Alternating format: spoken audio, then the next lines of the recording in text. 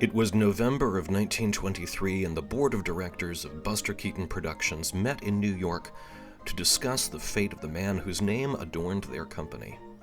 His run of silent shorts had been modestly successful, and while both Harold Lloyd and Charlie Chaplin outstripped him at the box office, it was nonetheless obvious his star was on the rise. Both Lloyd and Chaplin were making features, and the board was thinking it was high time for Buster Keaton to join them. For the businessmen who were to make that final decision, one fact loomed above all others. Features made more money. $1 invested in a comedy feature returned a vastly higher profit than the same dollar invested in a short. By contract, Keaton still owed his 20th and final silent short, but the board decreed it would remain unmade. He was to turn his attentions pronto to the Three Ages. The Love Nest, released on June 3, 1923, marked the de facto swan song of his silent shorts, and it is as bizarre and distinctive as anything he made. Somber, elegiac, full of dark humor, it displays the narrative and thematic focus he would need in the world of feature films. In fact, in many ways, The Love Nest plays as a trial run for one of his best-loved features, The Navigator. So much so that scholars still argue whether one of Buster's most famous publicity stills was taken for The Love Nest or The Navigator. The Love Nest is the only of Buster Keaton's shorts for which he took sole credit as writer and director. And this is just one of the questions asked by the damaged state of the surviving materials. Records indicate Eddie Klein may have co-directed this, as he did practically all of the shorts, and the existing titles may simply be an inaccurate reconstruction. Another such question concerns Virginia Fox, Buster's leading lady through most of his shorts.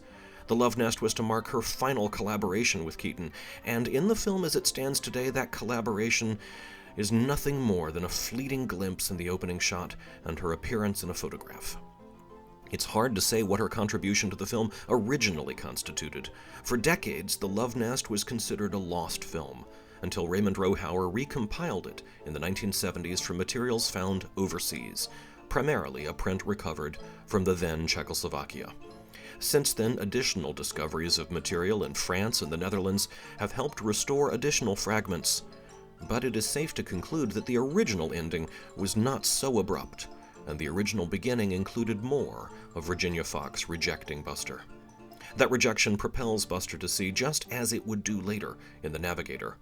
But where The Navigator involves Buster's travails with a cantankerous ship, Buster's principal nemesis in The Love Nest is decidedly human. The tyrannical captain of The Love Nest is burly Joe Roberts, Keaton's long-standing foil and a friend of the Keaton family. He played the heavy in 16 of Buster's shorts and continued alongside Keaton in The Three Ages and Our Hospitality. During production of Our Hospitality, he suffered complications from a stroke and died at the age of 52. Death abounds on The Love Nest. Buster had always shown a mordant streak, yet few of his gags are as bitterly funny as the one where he sinks an entire ship, drowning its crew in order to escape in a lifeboat. Brilliantly conceived and played with patient, deadpan perfection, the joke is as close to the line as Buster would dare.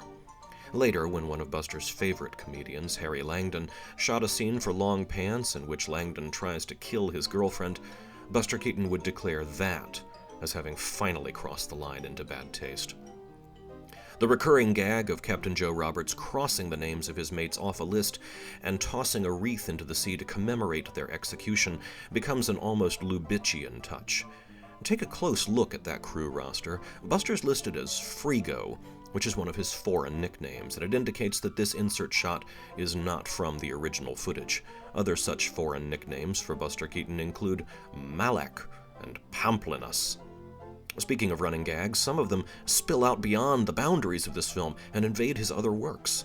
The Love Nest joins Convict 13, The Playhouse, The Frozen North, and later features like Sherlock Jr. in its dream setting.